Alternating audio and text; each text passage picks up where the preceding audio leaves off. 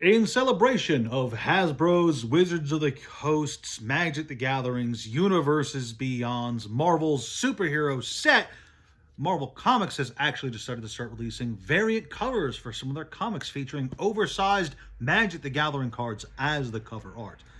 And that's kind of lame, isn't it? After all, you and I both know that variant cover art is just a marketing ploy to trick people to part with money for comics they only really need one version of anyway. And of course, knowing that, I bought a fat stack of them. Hey there, kiddos, and welcome back to the channel. I'm Uncle Frank, hoping that you are having a great day. And in today's video, I'm going to be sitting back in my very squeaky chair, relaxing and having a little conversation with all of you guys about variant comic covers, the overall history of variant comic covers, and my opinions on the practice in general, the market in general, and just kind of have a nice relaxing little conversation here. You see, believe it or not, variant comic covers are relatively new to the industry. They were not always around, and the first widely accepted variant comic wasn't around until the late 80s, I believe. Correct me if I'm wrong. If you're a comic nerd out there, you'll almost certainly know this better than I would, because again, your uncle is old and crazy and doesn't know all his dates. But if I recall correctly, the first variant comic was from Man of Steel #1 in 1986. A Superman comic. Cool stuff. It had two different covers when it first released, which is all well and good. A nice little gimmick to drum up some interest in the line and get people going. Oh, did you hear that there's two different versions of this comic? Well, I might as well buy them both.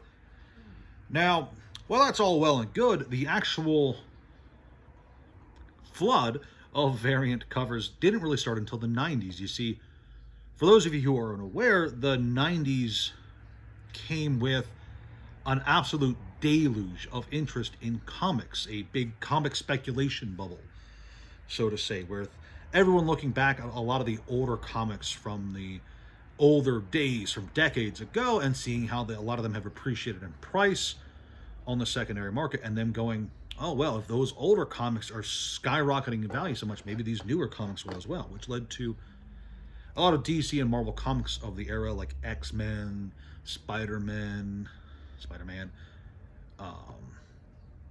and a lot of some DC stuff too, like, you know, like Superman, Loud Truck. Loud Truck is not a comic. At least I don't think Loud Truck is a comic. A lot of comics from the era getting bought up and sat on and speculated on, with people really hyping it up. Well, comic publishers, DC and Marvel especially, really leaned into this. After all, leaning into speculators is kind of good for business, since you can milk them endlessly. So the craze caused publishers to, not just speculators, but investors, collectors, etc., were all being milked by these comic publishers, who would just produce variant cover after variant cover and new first issues all the time as well, because that was just kind of good for business. It resulted in a lot of money flowing into the industry for, well, quite a bit of time, actually, for a decent chunk of the 90s. And just to be clear, it wasn't just variant covers that were being tried. All sorts of variants were being tried. The big ones I can always think of is foil comic covers. Those were a thing. Metallic comic covers were a thing. I've got some actually over here. They're super cheap now, but believe it or not, there was a time when people thought metallic comic covers were the new best thing you had to have, and it was crazy. And there was other gimmicks tried as well, not just the variant covers, but also like rare variant covers, intentionally or otherwise, that were just not produced as much as their other variant covers. There's got to be a better way to say that. Not produced as much as their contemporaries? Probably. But as you and I both know, or at least I hope you know, because we're living in it, the big comic boom of the 90s did come to an end. A catastrophic end, might I add, with Marvel in particular suffering quite egregiously after the craze died down, which of course led to Disney acquiring it, and then the Marvel Cinematic Universe coming out and revitalizing comics, basically completely changing the landscape, if I'm being honest. But this is not a history of comic books or a history of Marvel video. This is just me talking briefly about variant comics in general. So for a while, variant comics were used, during the craze, variant comics were used to sell additional issues. You know, collectors would have to buy every possible variant cover in order to have a full set of the comic they're interested in. For instance, you know, if you're a huge Spider-Man fan, you got to buy all 4 different versions of the Spider-Man comic, right? That way you can have them all. But of course, post-craze, this died down quite a lot. Not completely. After all, the DNA was already there. This was a way to make money. It's just that publishers had to be more careful with how they implemented it, which issues they gave variants to, etc. With DC and Marvel still being the comic publishers that did it the most, or at least the most as far as I am aware. Maybe, I don't know, maybe Image Comics secretly has like something out there that has like 100 variants or something like that. But as far as I'm aware, if there's a comic out there with more than like 20 variants, I'd be very surprised. Or maybe not. Maybe there's like an X-Men or Spider-Man comic out there with like 50 variants. You guys let me know. You guys are probably going to know more about comics than I would. But I would not be surprised if there were an X-Men, Spider-Man, or maybe Superman. Superman's also one that could have like 50-something variant covers that are all just slight variations of one another. I would not be terribly surprised. Cars I would buy. But yeah, it did die down after the craze. And nowadays, variant covers are basically used... Well, they're used mostly to celebrate events, like these Magic the Gathering covers. They're there to provide, sometimes, they're there to provide unique incentives for convention attendees. You know, you don't want to go to a convention just to buy merch. You want to go there to buy the unique covers of comics that you can only get at the convention.